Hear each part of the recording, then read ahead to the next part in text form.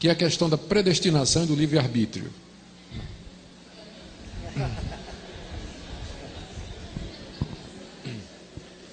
Deixa eu ver como é que eu respondo isso aqui. Eu vou tentar dar uma resposta breve para uma questão extremamente complicada e que já vem sendo debatida há 2000 anos na igreja, né? Sem que haja assim consenso entre todo mundo. Eu vou dizer qual é a dificuldade. A dificuldade toda é que você encontra na Bíblia duas coleções de versículos que parecem uma contradizer a outra.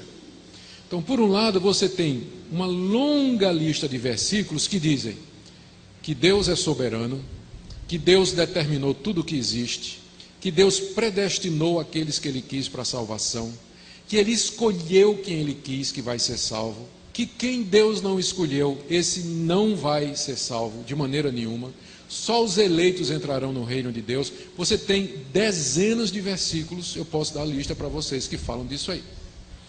Só que a mesma Bíblia tem também uma coleção de versículos que parece atribuir ao homem o livre-arbítrio, do tipo assim: quem se arrepender e crer será salvo, tornai-vos para mim e eu tornarei para vós outro, aquele que perseverar até o fim, esse será salvo. Vinde a mim todos vós que estáis cansados e oprimidos, eu vos aliviarei. Eis que estou à porta e bato, se alguém ouvir a minha voz e abrir, entrarei e cearei.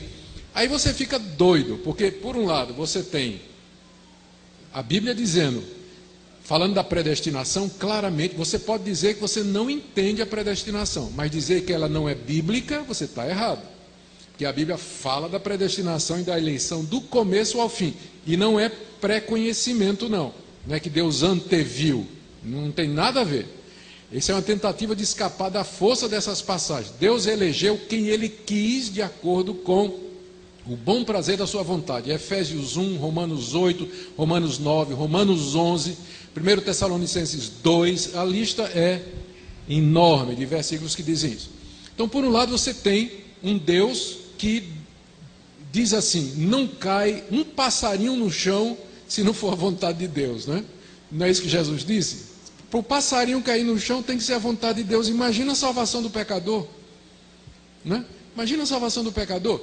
Por outro lado, você vê Deus dizendo: ah, Jerusalém, quantas vezes eu quis ajuntar você como a galinha junta os pintinhos debaixo das asas, e você não quis.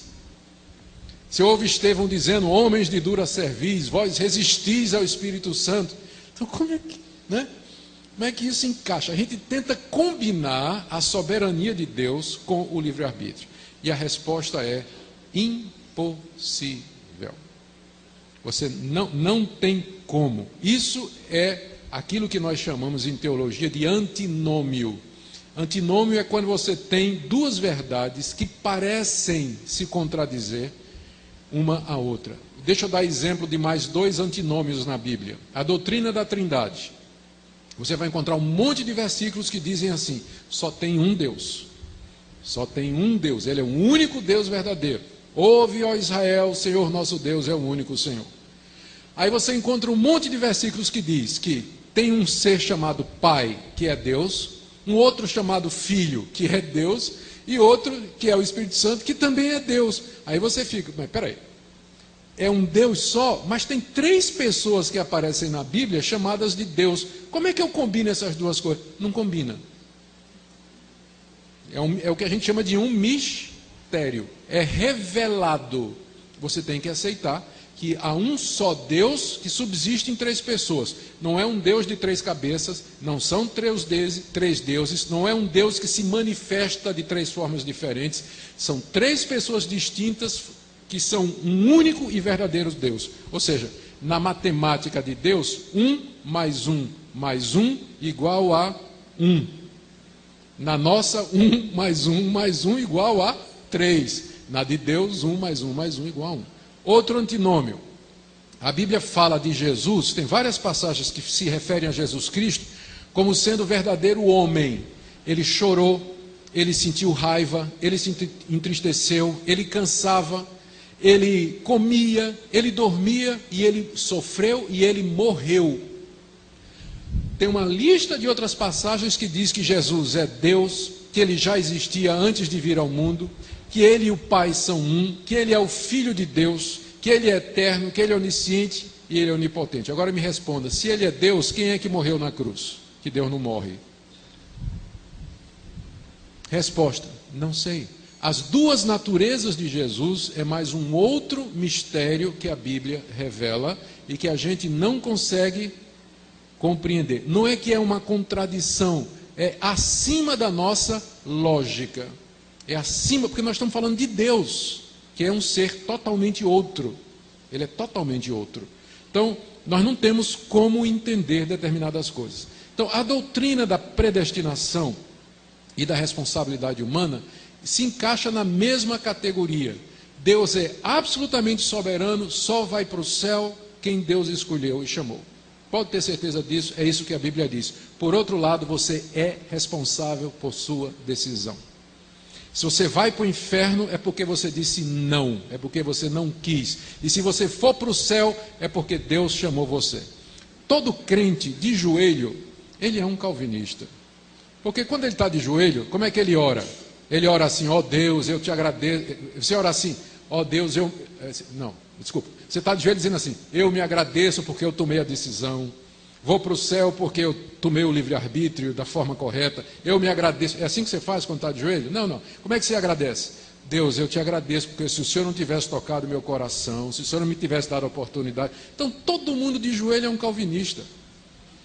Agora, quando ele se levanta, o que é que ele faz? Chega para o vizinho e diz, se converta, não é isso que ele faz, né? Se converta, se arrependa dos seus pecados. Então, todo calvinista de pé é um arminiano. Agora, veja só, deixa eu contar uma ilustração aqui que talvez ajude mais essa questão. Imagine aqui uma rua, tá? Você tem uma rua aqui, uma calçada, e tem uma porta bem grande, escrito em cima assim, vinde a mim todos vós que estáis cansados e oprimidos, eu vos aliviarei. Aí a multidão está passando, muita gente para, olha a placa, vê o convite, uns, olha assim, vai embora, não está interessado. Outros ficam curiosos por um tempo, bota a cabeça dentro assim, olha, quero não, aí vai embora. Aí chega um que para, lê, vinde a mim, aí eu quero, eu vou. Ele entra, e quando ele entra, ele olha para a porta pelo lado de dentro, em cima do umbral está escrito, só pode vir a mim aquele que o Pai trouxer. Não é? Antes de entrar, vinde a mim. Você diz, eu vou. Quando você entra, você olha para trás e diz, eu só vim porque Deus me trouxe. As duas coisas combinam. Elas não se explicam. Não há uma explicação lógica para isso. Como é que pode haver responsabilidade num mundo governado por um Deus que predestinou tudo o que acontece? Então isso não cabe na nossa lógica, mas é o que a Bíblia diz. Tá? Então, minha sugestão, ainda bem que ninguém vai para o céu sob a condição de acreditar na predestinação, tá? Você é predestinado, mesmo que você não acredite, pode ter certeza. Então, ainda bem que sua salvação não depende de você acreditar nessa doutrina, mas pelo menos não diga que ela não é bíblica. Diga assim, eu não entendo, eu sei que a Bíblia fala disso, eu não compreendo, mas eu não posso dizer que é bíblica, porque é bíblica, está na Escritura Sagrada. A gente só não sabe direito como resolver. As pessoas tentam resolver esse dilema da soberania de Deus e da responsabilidade humana, ou anulando a soberania de Deus, para deixar o homem livre, dizendo que Deus não predestina, que Deus não conhece o futuro, que Deus não determina, e aí eles vão ter que tirar da Bíblia dele um monte de versículos, ou você tem os outros que querem negar a responsabilidade humana, que são os chamados hipercalvinistas, não é? Que dizem que não adianta nem evangelizar, nem precisa evangelizar, porque os eleitos virão de qualquer maneira. Então são os dois extremos que a gente tem que evitar. Nós temos que manter as duas verdades juntas. Pensa nisso da seguinte maneira, se você ficar em cima de um trilho de trem, em linha reta, que vai até no horizonte, você vai ver que as duas linhas vão correndo paralelas e elas nunca se encontram, mas elas se encontram lá no horizonte, não é isso?